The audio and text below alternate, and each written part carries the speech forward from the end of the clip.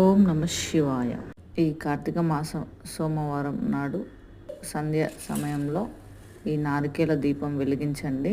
నారికేల దీపం వెలిగించడం వల్ల ఆ శివుని యొక్క అనుగ్రహము, ఆ లక్ష్మీ అమ్మవారి యొక్క కటాక్షం కూడా మనపై ఉంటుంది. అన్ని సమస్యలు కూడా తొలగిపోతాయి.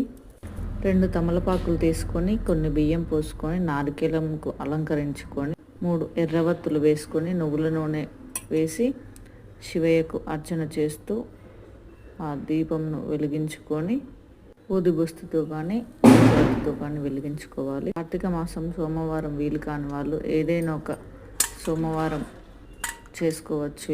అలా చేస్తే ఆ భగవంతుని యొక్క కృప మనపై ఎల్లవేళలా ఉంటుంది.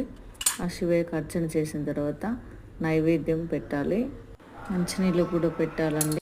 దీపము ధూపము హారతి ఇవ్వాలి. మీ మనసులో ఉన్న కోరిక చెప్పుకొని